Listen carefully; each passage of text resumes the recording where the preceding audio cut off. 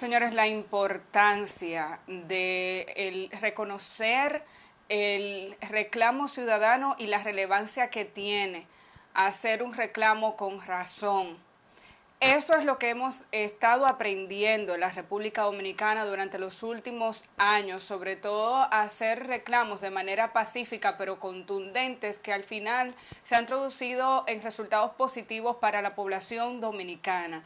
Poco a poco vamos construyendo en estas generaciones, en esta generación, una ciudadanía mucho más consciente de cuáles son sus derechos y tenemos que seguir trabajando a favor de ese proceso.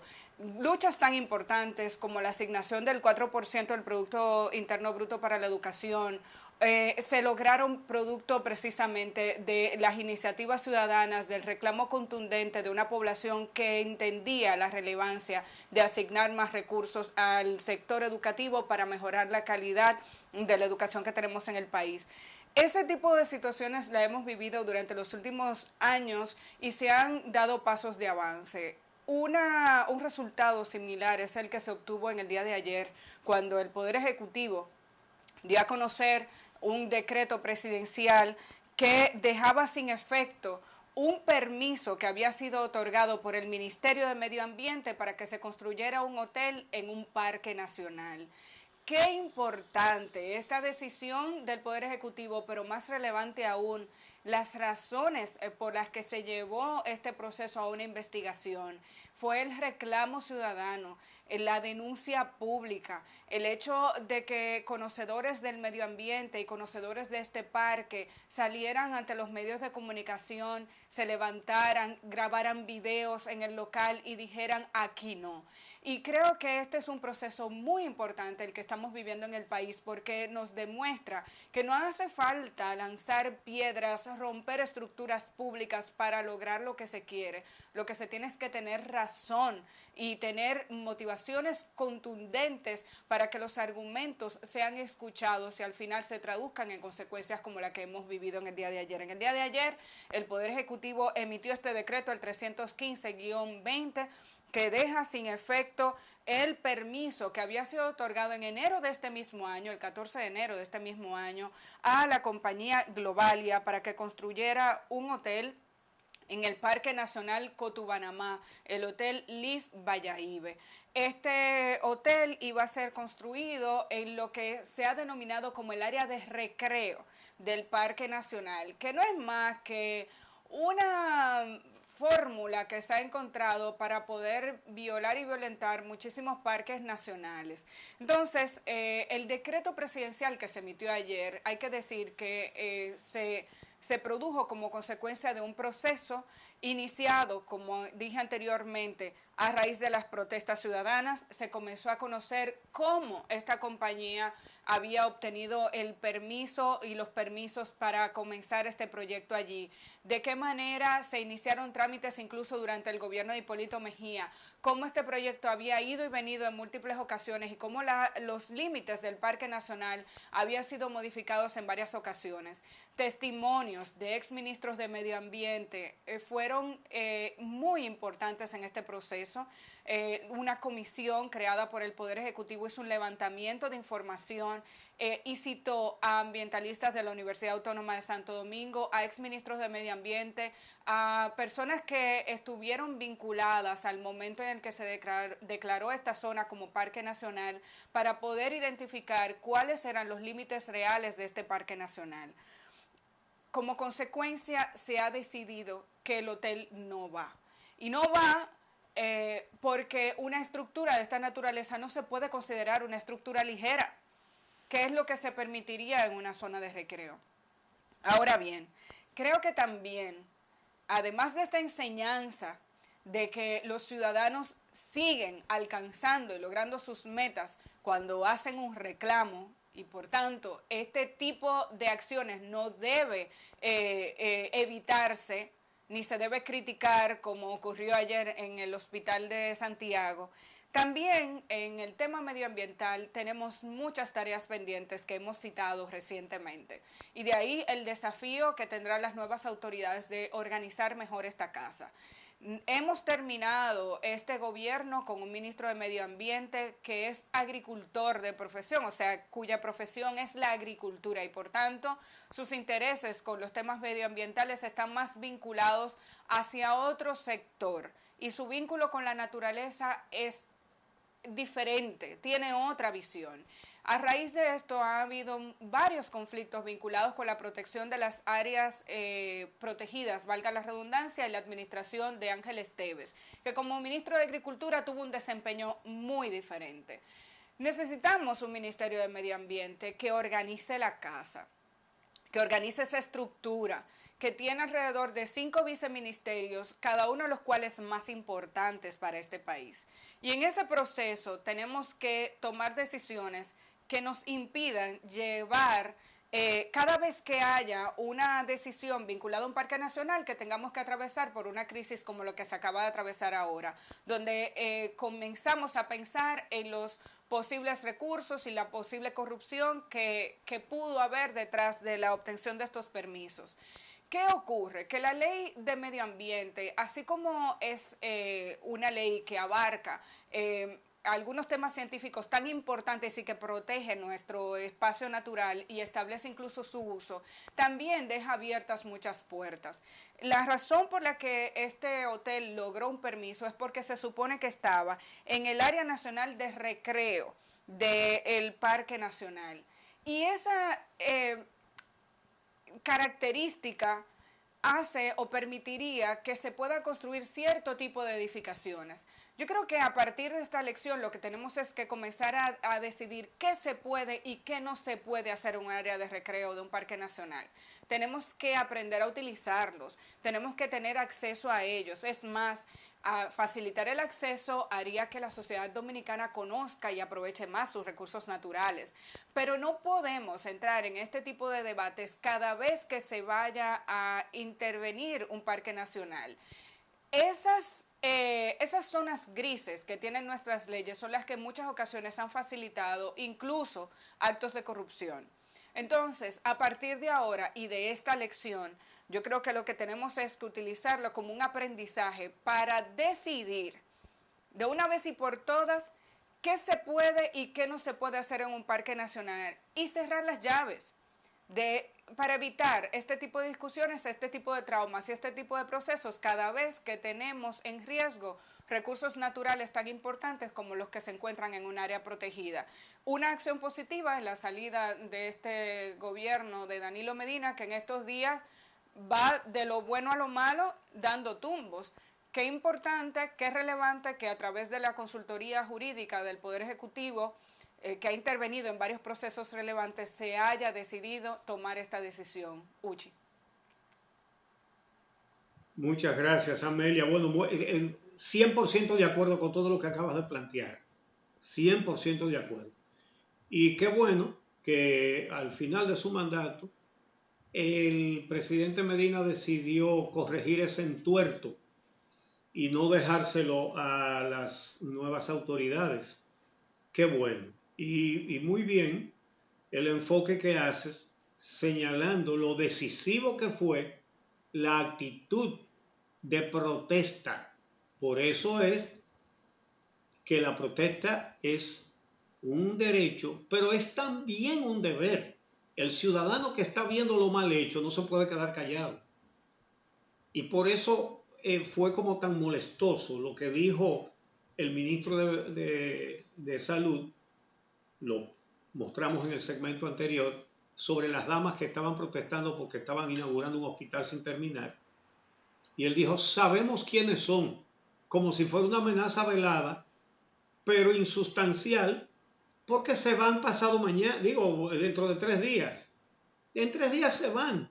¿Qué quiere decir cuando dice, sabemos quiénes son y qué? Pero ya estaban ahí, no estaban enseñando su rostro porque tenían mascarilla, pero no se andaban tapando de más nada. Entonces, y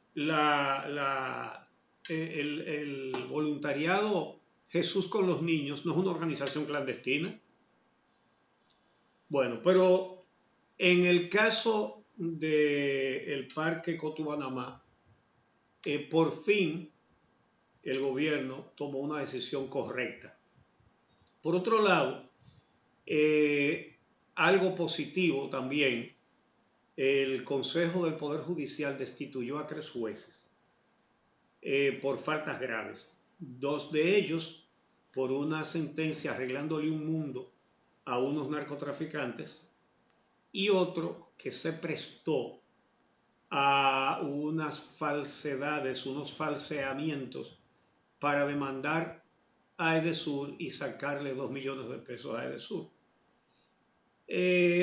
Vamos a ver, el primer caso fue la destitución de 2 integrantes de la Cámara Penal de la Corte de Apelación de Santo Domingo. Los jueces Manuel del Socorro Pérez García y Saulo Isabel Díaz, por pactar con los hermanos, esos que estamos viendo, con los hermanos Wilson y Nelson Rizik, condenados por narcotráfico. La decisión que dieron fue, después de que a ellos los habían condenado, ordenar un nuevo juicio, es decir, anular una condena que les habían hecho, dicho en otras palabras y en resumen. En el otro caso, el suspendido fue el juez Robert Antonio de Asa Batista, de la Cámara Civil, Comercial y de Trabajo de San Juan de la Maguana, por actuar con parcialidad, dice la motivación, a favor de los demandantes en un proceso contra Edesur, que era un engaño. Resulta que un grupo de 30 y pico de personas pusieron una demanda contra Edesur acusándola de tirar unos cables por una propiedad de ellos sin permiso. Pero ¿qué pasó? Que el Consejo del Poder Judicial estableció que la alegada propiedad de esos terrenos por parte de los demandantes estaba basado en un documento firmado por un supuesto agrimensor, y en este caso sí que vale la palabra supuesto, porque no era un agrimensor, era un estudiante que firmaba como si fuera agrimensor. Y resulta que en base a eso se dio una sentencia ordenándole a Edesur pagarle una indemnización a esas personas que no eran los propietarios de los terrenos. Esto tiene mucha importancia porque se sabe que de la justicia el proclamado interés del presidente electo Luis Abinader es de hacer independiente el Ministerio Público, que eso es lo que está en sus manos. Y ha reiterado que lo va a hacer. Y todo parece indicar que la Procuradora General de la República va a ser la magistrada Miriam Germán Brito. Lo cual es darle una satisfacción a la sociedad dominicana. Pero resulta que la parte de la judicatura, es decir, los jueces, eso está controlado por el PLD y no pueden quitar a esos jueces a menos que hagan una reforma constitucional con ese fin. Ahora, el mismo Consejo del Poder Judicial ha producido un hecho al que no estamos habituados, y es que se castigara, primero que se investigara, segundo que se comprobara las faltas y tercero que se destituyera a esos jueces. Hay que señalar que esto es una nota muy positiva en este momento por parte de la judicatura. Muy, muy, muy importante esto. Por otro lado, las críticas sobre todo de dirigentes del PRM al presidente Medina por el hecho de decidir no estar presente en el discurso que va a pronunciar el nuevo presidente Luis Abinader. Pero es criticable, pero realmente yo no creo que debamos ahora dedicarnos a esa discusión, porque si él no quiere ir, que no vaya. No se le puede obligar, porque no es obligatorio. Él optó por lo que no había optado nadie antes. Bueno, está haciendo lo que nunca se hizo, ¿verdad? Pero es criticable, pero ya lo criticaron. Es decir, no veo por qué seguir batiendo ese asunto, ¿verdad? Si no quiere estar ahí, que no esté, punto. Y a lo mejor tampoco se queden los legisladores del PLD. Bueno, es su derecho también.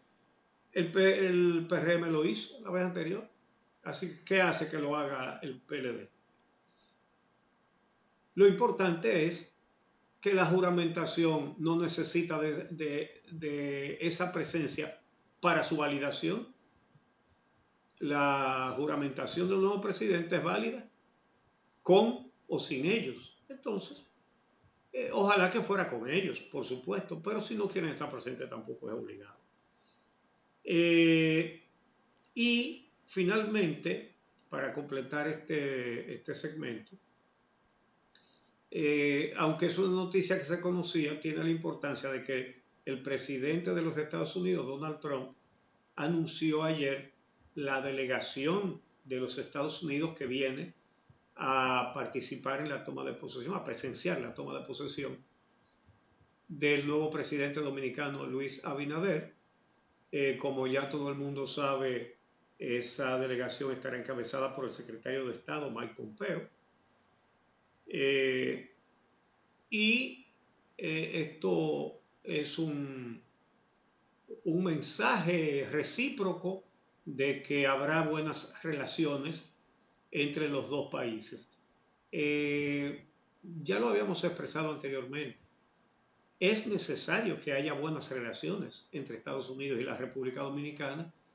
Estamos en el mismo continente. Estados Unidos es el principal socio comercial de la República Dominicana, su principal mercado. Y siempre y cuando en esas relaciones Estados Unidos no quiera imponer a sus enemistades, pues lo correcto es que tengamos buenas relaciones con ellos, pero también con todo el que querramos tener buenas relaciones, incluido China, por supuesto. ¿Sí? Sí, precisamente Adelante, me Amelia. quería referir a ese tema. Me quería referir a ese tema porque me parece importante ver que se anuncie una reunión entre el próximo presidente de la República, el presidente electo Luis Abinader ya como presidente de la República a partir del próximo domingo, y el secretario de Estado de los Estados Unidos, Mike Pompeo. Además de Pompeo, en esa delegación estará conformada por la embajadora Robin Bernstein, que es la embajadora de Estados Unidos en el país, y también estará formando parte de esta delegación anunciada ayer por Donald Trump, Michael Kozak, que es el secretario adjunto interino para asuntos del hemisferio occidental, que es como Estados Unidos reconoce el resto de América. ¿No? Es el hemisferio occidental, somos nosotros. Es importante y es relevante ver que se ha estado hablando de un acercamiento diferente de mayor nivel con el gobierno de los Estados Unidos. Es evidente el mismo hecho de que Donald Trump anunciara que esa delegación va a estar presente en esa toma de posesión del domingo, te indica que hay una apertura mucho mayor. Pero coincidimos, usted y yo, en el análisis de que República Dominicana, si bien es cierto que debe fortalecer ese intercambio con el gobierno estadounidense, tampoco esto puede significar una relación de poder de Estados Unidos sobre las decisiones que va a adoptar la República Dominicana en su política exterior. Hemos visto mucha bulla alrededor de estas decisiones y este acercamiento con Washington. Y creo que también este proceso tiene que ser comedido, porque República Dominicana se abrió su espacio con China, país con el que tiene grandes oportunidades. Obviamente como nación tan pequeña tenemos una relación muy desigual con estas dos potencias que se andan peleando el reparto del mundo, y el país, República Dominicana, no tiene por qué entrar en esas discusiones. Como nación tenemos que identificar las oportunidades que tenemos con todos los países, incluyendo los de la región, a los que a veces olvidamos, se nos olvidan incluso las Antillas, que son nuestros vecinos. Es poco lo que conocemos del intercambio comercial cercano que podríamos tener con otras naciones que nos quedan cerca. Siempre pensamos hacia el territorio continental y sobre todo hacia los Estados Unidos. Importante, relevante que las conversaciones sean a ese nivel, pero incluso en este momento en el que Estados Unidos transita por un proceso electoral que parece que va a ser bastante aguerrido, también hay que establecer estos mecanismos de la manera más institucional posible para garantizar que República Dominicana no va a quedar envuelta en esta guerra interna que tiene Estados Unidos por las elecciones que se avecinan. Así que simplemente reforzar o coincidir en esa visión que tenemos de que importante el acercamiento, pero todo con el cuidado debido para garantizar que República Dominicana como nación siga decidiendo cómo va a manejar su política exterior. Tenemos que hacer una pausa y regresamos en breve.